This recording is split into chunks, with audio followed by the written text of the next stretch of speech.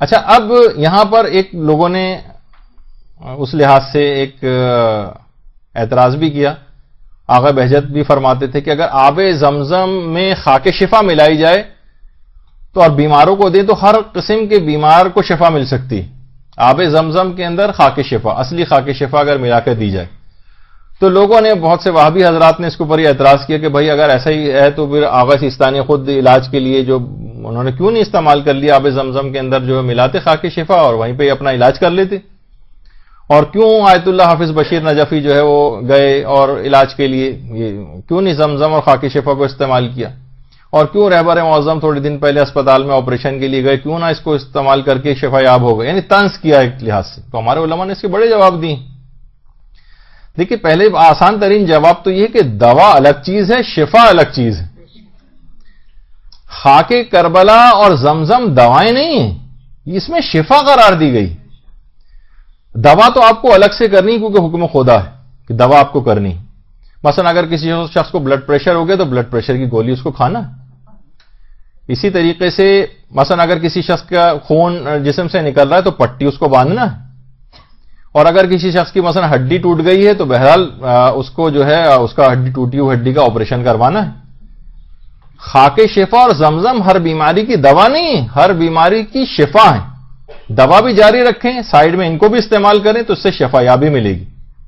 جبھی آب زمزم کی جو دعا ہے اس میں وشفاء من کل داء و سقم کا وشفاء، تو شفا کا لفظ اس کے اندر جو ہے وہ آیا کہ اس کے اندر شفا ہے. دیکھیے، شہد کے متعلق ملتا ہے روایات کے اندر کہ شہد کے اندر بھی شفا ہے. شہد کے لیے قرآن نے کہا کہ فیہ شفاء للناس. سورہ فاتحہ کے متعلق کہا جاتا ہے کہ فیہ شفاء من کل داء، ہر قسم کی بیماری سے شفا ہے، دوا نہیں ہے، شفا ہے. وَنُنَزِّلُ مِنَ الْقُرْآنِ مَا هُوَ شِفَاءٌ، قرآن کے لیے کہا گیا کہ قرآن بھی جو ہے شفا ہے. نماز کو کہا گیا کہ فَإِنَّ فِيهِ صَلَاةٍ شِفَاءٌ، جو نماز ہے اس کو بھی شفا قرار دیا گیا ہے. یہ آیت اللہ محسن الحکیم ہے کہ نجف سے کربلا جو پیدل جانے کی رسم شروع ہوئی تھی اس میں جب پیدل رستے میں کسی بھی جگہ رک کر جہاں نماز کا وقت ہوا وہیں پر نماز پڑھنا شروع کر دی. تو صرف جسمانی اعتبار سے اس کے اندر فائدے نہیں بلکہ روحانی اعتبار سے شفا ہے. اس کے اندر نماز کو بھی شفا کہا گیا ہے. ذکر جو ہے لا حول ولا قوت الا باللہ العلی العظیم، اس کو بھی شفا کہا گیا روایت میں. شفا، دوا نہیں. اور علامہ جلال الدین سیوطی نے جو کتاب جامع الصغیر لکھی اس میں لکھا ہے کہ پیغمبر کی باقاعدہ حدیث بھی ہے کہ جو غبار مدینہ ہے اس میں ہر جذام کے مریض کے لیے شفا ہے. یعنی جو مدینے کی جو مٹی کا جو غبار ہے وہ جذام کے مریض کو مثلا اگر لگایا جائے تو اس کو شفا مل جائے گی. تو یہاں پہ بھی پیغمبر نے غبار مدینہ کے لیے شفا کا لفظ استعمال کیا ہے. اسی طریقے سے اجوا کھجور کے لیے بھی شفا کا تذکرہ ہے. حضرت عائشہ سے مروی جو باقاعدہ پیغمبر کی روایت بھی ہے کہ جس میں اجوا کھجور کو شفا قرار دیا گیا ہے، شفا. اور دوا کے طور پہ بھی اجوا کھجور کے روایت میں ملتا ہے کہ امیر المومنین کی اپنی موجودگی میں ایک شخص کو ایک دفعہ دل کا دورہ پڑا تو امیر المومنین نے اجوا کھجور کی گٹھلی کو پیس کر اس شخص کو دیا، اسی وقت اس کا دل کا مرض جو ہے وہ ٹھیک ہو گیا. یعنی تو بہرحال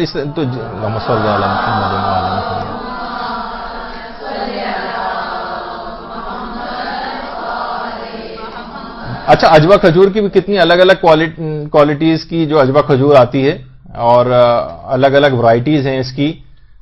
تو وہ کوشش کریں کہ آپ اچھی والی اجوا کھجور جو ذائقے میں بہت اچھی ہوتا ہے. لوگ سستی ترین وہاں جاتے ہیں 10 ریال کی اور اس طرح سے جو ہے وہ جو ملتی ہیں سوکھی ہوئی ٹائپ کی، تو وہ بچے عام طور پہ بھی کھانا اس کو پسند نہیں کرتے. اس کی اچھی ورائٹی اور اچھی کوالٹی کی جی چیزیں بھی آتی ہیں تو وہ آپ کوشش کر کے ایسی آپ اجوا کھجور منگائیں، اس کو گھر میں استعمال کروائیں. اس کے بہت زیادہ جو ہے فائدے، شفا ہے اس کے اندر.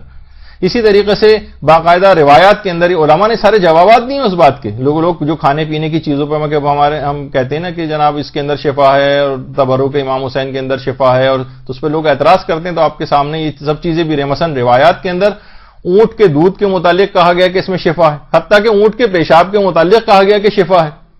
اسی طریقے سے حدیث کے اندر یہ بھی آیا کہ گائے کے دودھ میں ہر بیماری کی شفا ہے، شفا. اسی طریقے سے پیغمبر نے جملہ بھی ارشاد فرمایا کہ نمک کے اندر شفا ہے، بلکہ 70 قسم کی بیماریوں کی شفا نمک کو قرار دیا گیا ہے. اسی طریقے سے مومن کے وضو کے اندر جو پانی استعمال ہوتا ہے مومن جو وضو میں پانی استعمال کرتا ہے اس کو بھی کہا گیا کہ 70 دردوں کی شفا ہے.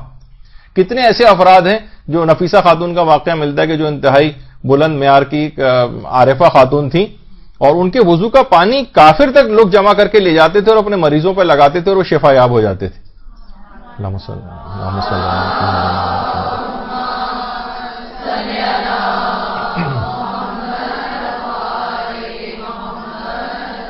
تو علماء اس طرح کی کتنی مثالوں کے ذریعے دشمنان اہل بیت کو بھی جواب دیتے ہیں کہ انہوں نے اگر طنز کیا کہ خاک شفا سے علاج کر لیتے اور زمزم پی کے علاج کر لیتے تو وہاں جانے کی کیا ضرورت تھی علاج کے لیے.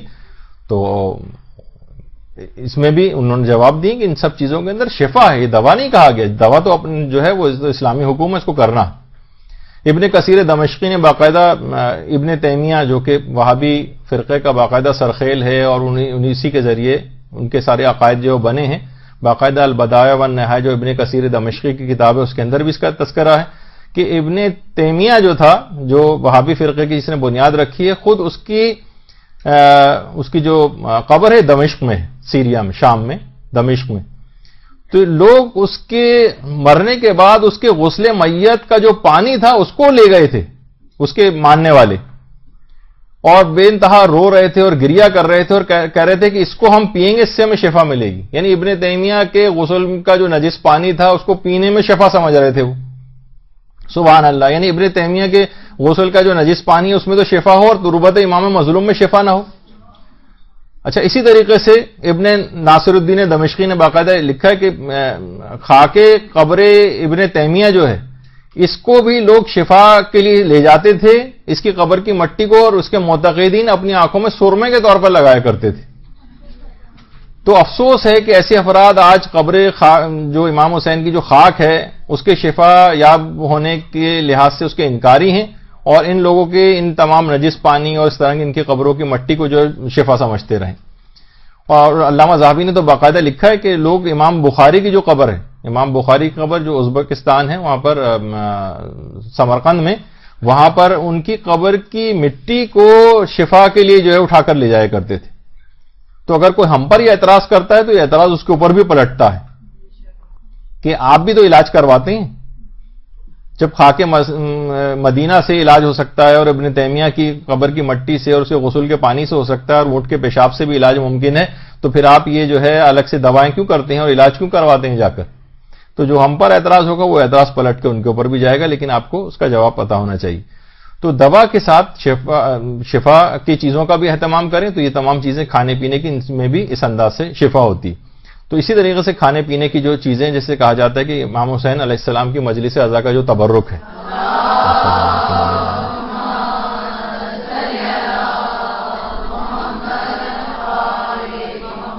مجلس امام حسین کا تبرک, وہ چیزیں امام حسین سے منسوب ہو کر شفا یابی کی ان کے اندر صفت پیدا ہو جاتی. یہ اب افسوس کی بات ہے کہ مجلس حسین کو بجائے امام حسین سے منسلک کرنے کے تبرک کی ان چیزوں سے منسلک کر دیا جاتا ہے. کون سی مجلس ہے؟ حلیم کی مجلس ہے, شیرمال کی مجلس ہے, اور بریانی کی مجلس ہے, اور دال چاول کی مجلس ہے, اور پیزا کی مجلس ہے. تو یہ اس قسم کی چیزوں یہ نہیں کرنا چاہیے. مجلس حسین ہو, ٹھیک ہے, تبرک میں یقینی شفا ہے, انسان اعتقاد کامل کے ساتھ اس تبرک کو اگر استعمال کرے تو بہت اچھا. خود پیغمبر کے اپنے دور میں ان چیزوں سے تبرک لیا جاتا تھا. پیغمبر اسلام کے باقاعدہ وضو کا پانی ایک برتن میں صحابی جمع کرتے تھے اور اس کو جمع کر کے لے جاتے تھے. رسول اللہ مثلا ڈول سے پانی نکالتے تھے. بہت سے کنواں بیر غرض کے نام سے جو مدینے میں ہے اور یہاں زیارت کے لیے بھی لے کر جایا جاتا ہے. تو ابھی تک اس سال کی حد تک بھی جو ہے وہ لے کر گئے ہیں. بہرحال یہاں تک یہ تو خیر ذرا اس کی پرانی تصویر ہے, پھر ایک باؤنڈری وال اس کے گرد میں کھود دی گئی تھی, بنا دی گئی تھی. تو بہرحال جو بچ جاتا تھا پیغمبر دوبارہ اس ڈول کو پانی جو ہے وہ اس میں کنویں میں ڈال دیتے تھے. لوگ اسی کنویں کا پانی لے جا کر اپنے بیماروں کو پلاتے تھے اور زخموں کے اوپر لگاتے تھے اور شفا یابی نصیب ہو جاتی تھی.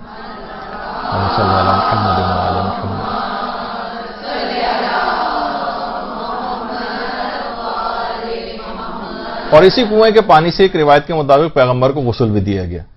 اور باقاعدہ جو کتاب طبقات الکبریٰ ہے اور اس میں خود ابن تیمیہ کا قول اس میں بھی ہے, اور کتاب جو وفاء الوفا ہے اس کے اندر بھی یہ قول ہے.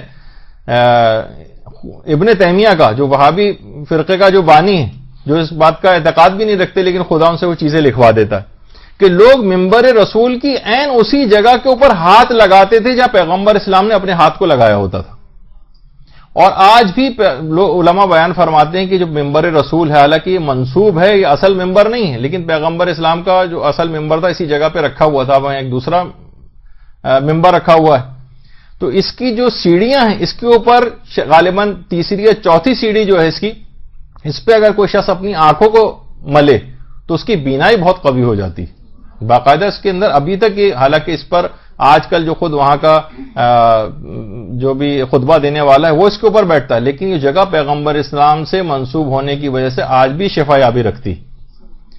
تو یہ سب چیزیں ایسی ہیں. تو اسی طریقے سے دیکھیے اسلام نے کھانے پینے کی جو ریکمینڈڈ چیزیں ہیں اس کے اندر بھی شفا جو ہے وہ قرار دی.